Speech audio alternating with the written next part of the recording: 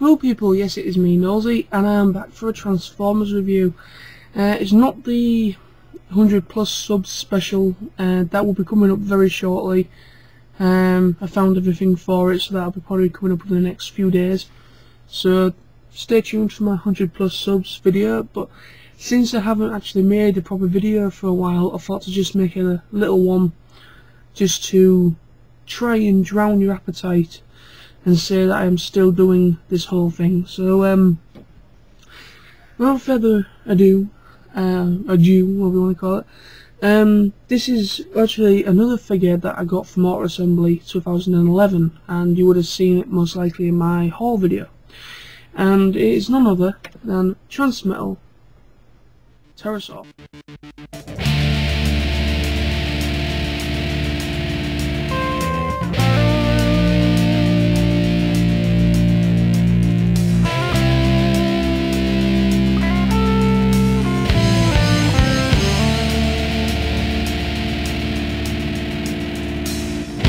Self-conscious plague, this selfish need, this bullshit you claim's all down to me. It's not fooling no one anymore.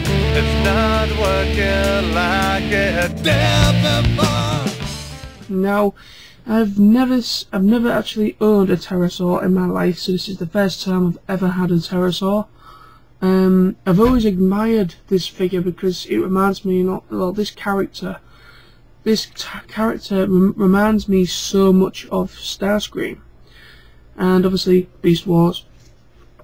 So this guy and as well as a few others was one of my favourite characters within Beast Wars. Sadly, Terrorsaur never actually was in Transmetals. He died at the end of the Series 1, I believe. I think Megatron or something, he went into some lava or something and was destroyed. It was a shame. It would have been nice if he would have maybe have come back. Apparently, according to my good mate Sam, Reserve Firestorm 1999, he actually mentioned to me that that there was actually a story in force, or there was actually going to be a plan for Terrorsaur for his return in Transmetals. According to Sam, he apparently read on the net that apparently he was going to come back. But if you remember the episode where Waspinator gets taken over by Starscream's ghost or spark or whatever,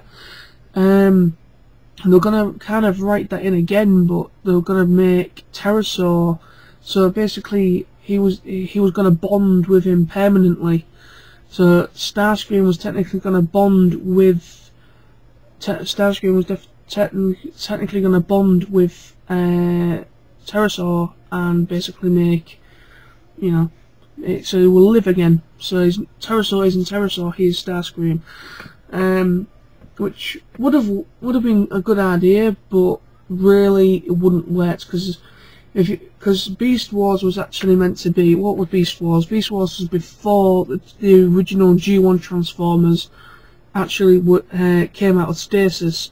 This was probably about a good few million years before the original battle with the Decepticons and Autobots began on Earth. So you know what I mean. But I got this guy loose. I can't remember what store I got it off, but I got this guy loose from Auto Assembly 2011. And like I said, I've never actually owned a Terrorsaur, so I'm really chuffed with this guy. But I mean, I want to get the original as well, because obviously this is the retools, like recolor Transmetal version. So, nothing going from in this mode at all. Very nice though. I favour the colour scheme, because obviously there's more colour scheme to this guy and much more detail compared to the original. Because I've seen the original toy, and the original toy is nothing compared to this. In my opinion, it's very show accurate in the bird mode of the pterodactyl mode, but it's nothing compared to this. This is just kind of cool. But nothing going for it in this mode, but there is apparently 3 modes. In every Transmetal there's a 3rd mode. Now, bear with me, I've got no instructions for this guy. He's complete, obviously, because he doesn't actually come with anything. But what I have found on the net, there's a certain type of third mode, and if I turn him round to the top here, if you can see, you flip these panels up on the wings, like so. Then you bring the, apparently this guy did it like this, he said he couldn't remember, but you bring the front, the arms or whatever, forward like so, so it's like that. And then you bring these blades on the side here, on both sides, straight down. And that is apparently meant to be his, like, I don't know, hover, or I don't know what that type of mode is meant to be. I don't know if it's right, but there was also a slight thing with it, this back end here. I don't know if this could be part of the third mode, but this here, it all opens up like so.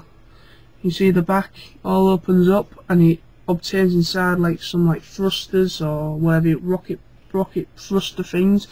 So I think he's probably meant to all open up like that, and that's kind of meant to be his, like, you know, I don't know, spacecraft mode thing, I don't know. But nothing really spectacular. But now to transform him, you do this.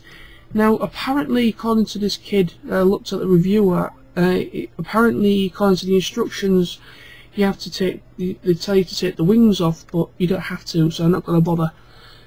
So let's just flip all this down and get his arms in position again so we can transform him. So, first of all, what you're trying to do to transform him, you unpeg the legs from underneath and you bring down like so. Then you flip in the pterodactyl beak, and I forgot to mention the beak does open, which is pretty cool, and there's a lot, you know. The head also moves slightly, like that. But anyway, that flips in, the beak flips in. Now you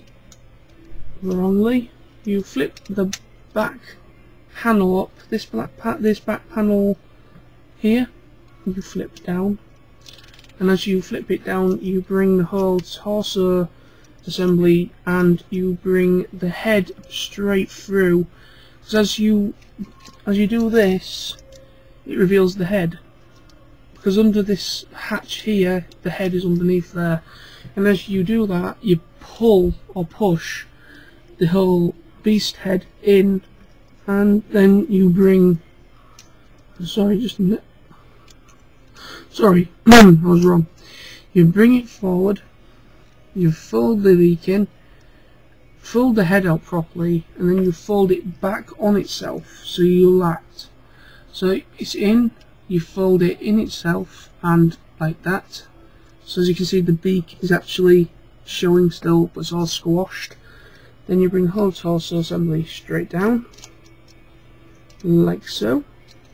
And then you lock, like a little tab, lock the legs into the torso, like so. Now obviously the arms you just bring down to the side like so, and then obviously if you want to, you can bring these blades up so there you are, and there he is in robot mode.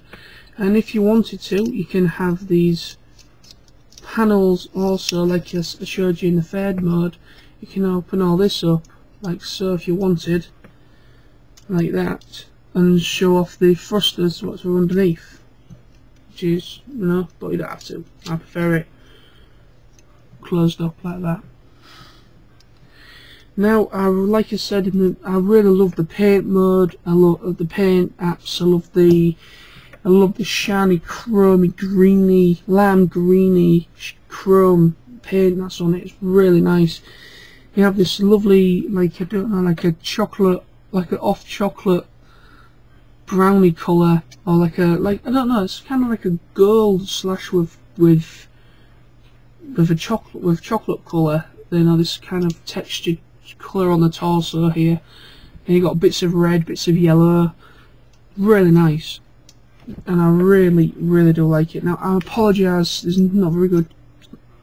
Can't really see the detail properly. That is really nice. I really do like this figure, and I'm glad that I found it. Now, actually, I am going to. Apparently, I am going to actually take these off. Apparently, you can take these off. These bits here. I'm going to show you this, because it doesn't actually come with any weapons, so I don't know if they actually integrated this into maybe an idea for creativity or whatever. But if you take the wings off, now you see these back bits here, you can like post them or stick them into the little hole for the hands, I believe. Oh no, sorry, other way, sorry. That little peg there, you can plug into the little post, a little hole in the hand, or you can actually do it like that.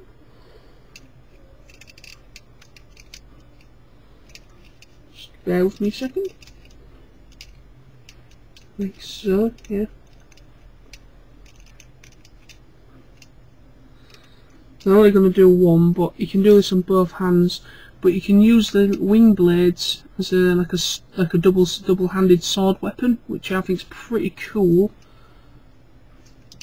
It's kind of a good idea, like a little integrated special weapon. But I don't know if that was actually intended. But I just found it out that you can actually do that. You can actually detach, and also you can plug into the hand to make it that it actually does have integrated weapons. And obviously, the feet you actually do come out. He stands really nicely, actually, considering he's got quite a bulky backpack and everything. He actually stands very nicely. And articulation on this guy is very good. He has 360 twist of the head. He has 360 straight round movement of the shoulder. He has a little bit of a ball joint which he can move in and out. He has a little elbow movement, but it doesn't really move straight round properly. Has really quite good leg movement. You can get really good leg movement, knee movement. It's double knee joint, and that is it. But considering it is actually quite a playable figure. The figure, you can actually get quite a bit of playability out of it. It's pretty cool. But like I said, I really like it. I love the paint applications, really quite detailed. When I first saw this, when someone did a review of this and I saw it, I was like, ugh, I don't like it at all. But actually having it in my hand, it's completely changed my perspective on it. It's really nice. I really do. I'm glad that I picked it up, actually. It was one of those impulse buys. It was like one of the last couple of buys, I think, on the Sunday, and I just thought, sod it, I've got a few spare change, and really quite cheap. It was only about £5 or something like that, really cheap. But anyways, thank you very much for watching, and thank you very much for your patience on my 100+ subscriber video. That will be coming up hopefully in the next few days. I'm off on Tuesday of this video being uploaded. So that's a whole day, and hopefully I might be able to actually get maybe done then, but I'll see. Anyway, thank you very much for watching, and this has been my Transmetal Terrorsaur Beast Wars figure review, and thank you very much, and I'll be back very shortly with more videos. Thank you.